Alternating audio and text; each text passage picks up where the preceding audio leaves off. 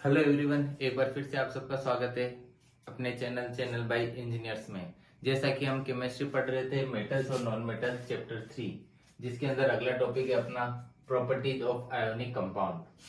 Ionic compound क्या होता है?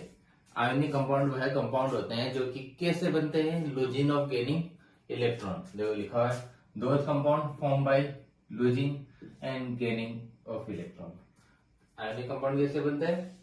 Those compound formed by losing and gaining electron। इनकी प्रॉपर्टीज क्या होती है, हम इनकी प्रॉपर्टीज भी देख लेते हैं। इसकी पहली फिजिकल नेचर कैसा होता है? इसका फिजिकल नेचर ये कैसे होते हैं? सॉलिड्स होते हैं and they are somewhat hard. Solid और कैसे होते हैं? अधिकतर हार्ड होते हैं। बिकॉज ऑफ किसकी वजह से? Strong force of attraction between positive and negative ions.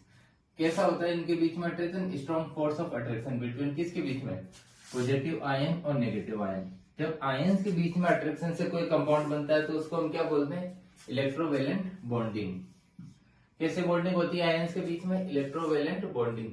इसी प्रकार एक तरह का बॉन्ड और होता है जिसको बोलते हैं कोवेलेंट बॉन्ड। कोवेलेंट बॉन्ड कैसे बनता है?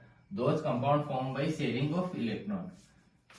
कोवेलेंट कंपाउंड बनता है शेयर ऑफ इलेक्ट्रॉन से, और जब आयंस के बीच में बॉन्ड बनता है तो उसको बोलते हैं इलेक्ट्रोवैलेंट बॉन्ड। आई थिंक आपको ये बात समझ में आ गई होगी। तो इसका बेसिकली फिजिकल नेचर कैसा होता है? सॉलिड होते हैं, हार्ड होते हैं। दूसरा है मेल्टिंग पॉइंट और बॉइलिंग पॉइंट। इनका मेल्टिंग पॉइंट और बॉइलिंग पॉइंट दोनों ही क्या होता है? हाई होता है। हाई बॉइलिंग पॉइंट होता है और हाई मेल्टिंग पॉइंट होता है। सोल्यूबिलिटी, इसकी सोल्यूबिलिटी क्या होता है? Electrovalent compound generally soluble in water. Water में कैसे होते हैं? सोल्यूबल होते हैं, वाटर में सोल्यूबल। एंड इनसोल्यूबल, इनसोल्यूबल किस में होते हैं? Solvent such as kerosene, petrol etcetera. Kerosene, petrol etcetera में कैसे होते हैं? इनसोल्यूबल। और वाटर में कैसे होते हैं? सोल्यूबल। हमने क्या क्या पढ़ा? फिजिकल नेचर कैसा होता है, इसकी मेल्टिंग पॉइंट, बॉइलिंग पॉइंट के बारे में, इसकी सोल्यूबिलिटी के बारे में। अब अगला है इसके conduction of electricity, electricity conduction के बारे में। Conduction of electricity through a solution involved in the movement of charged particle। Conduction कब होगा? जब क्या हो? इन्वॉल्वमेंट किनका? Movement of charge particle. Charge particle का मूवमेंट होगा तभी क्या होगा? कंडक्शन होगा, अदरवाइज कंडक्शन नहीं होगा। आ रहा समझ में? सोल्यूबल सॉल्यूशन क्या होता है? इन्वॉल्व किस चीज में? इन्वॉल्व हो मूवमेंट ऑफ चार्ज पार्टिकल। ठीक है। अब ये सॉलिड, इसकी वजह से क्या होता है? यदि ये सॉलिड स्टेट में है तो क्या होगा? Do not conduct electricity. क्योंकि सॉलिड स्टेट में होगा तो आयंस का मूवमेंट नहीं होगा, और जब आयंस का मूवमेंट नहीं होगा तो उसमें क्या करंट पास होगा? इलेक्ट्रिसिटी पास होगी? नहीं होगी।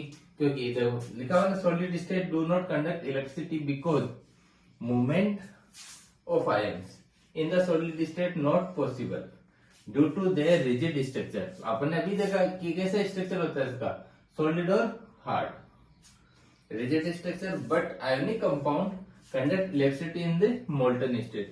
यदि वो मोल्टन स्टेट में है या सॉल्यूशन में है तो वो करंट पास करेगा, लेकिन वो इलेक्ट्रिसिटी पास नहीं करेगा यदि वो हार्ड है। हार्ड स्टेट में या रिजिड स्टेट में वो इलेक्ट्रिसिटी पास नहीं करेगा, लेकिन वो यदि मोल्टन स्टेट में या सॉल्यूशन के रूप में है तो वो करंट पास करेगा। क्योंकि करंट पास करने के लिए क्या है? चाहिए आयंस का मूवमेंट। आयंस का मूवमेंट ही नहीं होगा तो करंट पास कैसे होगा? ठीक है। तो हमने प्रॉपर्टीज देखी आयोनिक कंपाउंड की। क्या क्या प्रॉपर्टीज होती है? फिजिकल नेचर उसका हार्ड होता है, सॉलिड। मेल्टिंग पॉइंट और बॉइलिंग पॉइंट दोनों क्या होती है? हाई होती है। सोल्यूबिलिटी होती है वाटर के अंदर, और इनसोल्यूबल होते हैं केरोसिन, पेट्रोल टाइप सॉल्वेंट के अंदर। कंडक्शन इलेक्ट्रिसिटी करेगी, लेकिन वही सॉल्यूशन में या मोल्टन स्टेट में। वो सॉलिड स्टेट में इलेक्ट्रिसिटी पास नहीं करेगी। इसके बाद कोवेलेंट बॉन्ड अपन ने कोवेलेंट बॉन्ड कब बनता है? जब शेयरिंग ऑफ इलेक्ट्रॉन से होता है। और इलेक्ट्रोवैलेंट बॉन्ड कब बनता है? जब किसके बीच में होता है? बिटवीन पॉजिटिव आयंस और नेगेटिव आयंस। तो ये हमने थोड़ा बहुत आयोनिक बॉन्ड के बारे में जाना। इसके बाद आपका अगला टॉपिक है और के बारे में भी थोड़ा बहुत जान लेते हैं। और क्या होता है? ये नाम सुना होगा, और असेक। और क्या होता है? This is mixture of mineral और compound through which metal can be profitably extracted. क्या और क्या होता है कि ऐसा कोई मिनरल या सॉल्यूशन जिससे हमें कोई मेटल मिल रहा हो प्रॉफिटेबली, मतलब मुझे उसको खोद के माइनिंग करने में जितना खर्चा हो रहा है उससे ज्यादा पैसे का हमें क्या मिल रहा, मेटल मिल रहा हो। यदि हमें अच्छे परसेंटेज में मेटल ही नहीं मिल रहा हो, जैसे मैं खोदूं, एक पत्थर निकाला 100%, एक पत्थर निकाला और उसमें जो मेटल आ रहा है वो 10% ही आ रहा है, तो वो क्या मेरे लिए फायदेमंद है? नहीं। मुझे वो चाहिए जिसमें परसेंटेज प्रॉफिटेबली यानी परसेंटेज में क्या होना चाहिए, ज्यादा होना चाहिए। परसेंटेज में ज्यादा होगा तभी तो मुझे वो और काम का है। उसमें यदि प्रॉफिटेबली ज्यादा है ही नहीं तो वो और मेरे लिए किस काम का। लिखा हो ना साफ साफ, it is a mixer of mineral, या तो मिनरल का मिक्सर होगा या किसका होगा, कंपाउंड का मिक्सर होगा, जिसमें एक से ज्यादा मेटल भी हो सकते हैं, through which metal can be profitably extracted. तो मेटल क्या प्रॉफिटेबली मिले अपन को तभी वो काम का है। इसको ऐसे समझ सकते हो। अपन ने पिछली क्लास में रिएक्टिविटी सीरीज पढ़ा था, आई थिंक तो आप सबको याद हो गई होगी, हमने उसकी ट्रिक भी बनाई थी। ट्रिक से याद की हो चाहे डायरेक्ट याद की हो, लेकिन याद करना है, एग्जाम में इसका क्वेश्चन पक्का आता है। मेटल क्या होता है, यदि मेटल बॉटम वाले हैं जो कि क्या होते हैं, लेस रिएक्टिव होते हैं। अपन ने रिएक्टिव सीरीज पढ़ा होगा जिसमें बॉटम में कौन कौन से थे, आयरन, कॉपर, सिल्वर, ये सब। कॉपर, सिल्वर और गोल्ड। गोल्ड क्या था सबसे लेस रिएक्टिव, गोल्ड और प्लेटिनम थे। गोल्ड और प्लेटिनम होते हैं ये क्या है, लेस रिएक्टिव होते हैं। लेस रिएक्टिव होंगे तो क्या कंपाउंड या नहीं बनाएंगे, कंपाउंड नहीं बनाएंगे तो क्या होगा, ये फ्री स्टेट में मिलते हैं।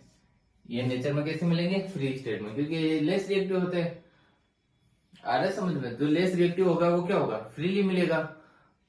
तो गोल्ड कैसे मिलता है, जनरली फ्री स्टेट में मिलता है। अब है टॉप के कौन कौन से थे, अपन याद किए थे, potassium, sodium, calcium, magnesium, aluminium. ये पांच कैसे होते हैं, टॉप मेटल्स। जो अब टॉप मेटल अपन को पता था जो हाई रिएक्टिव होते हैं वो सीरीज में टॉप पे आते हैं। हाई रिएक्टिव सीरीज है तो क्या होगा, never found in nature as a free element. ये नेचर में कभी फ्री एलिमेंट की तरह नहीं पाया जाता, क्योंकि ये किसी के साथ रिएक्ट करके एक कंपाउंड या मिनरल बना लेता है। तो अधिकतर ये किस फॉर्म में पाए जाते हैं, टॉप ऑफ रिएक्टिव सीरीज वाले मेटल्स, कंपाउंड के अंदर। मिडल में होते हैं zinc, iron, lead. Zinc, iron, lead क्या होता है, मिडल में होता है, जो कि कैसे होते हैं, मॉडरेट होते हैं रिएक्टिविटी, मतलब ये न तो ज्यादा रिएक्ट करते हैं ना कम रिएक्ट, मतलब एक ठीक ठाक सा कंपाउंड बना लेते हैं।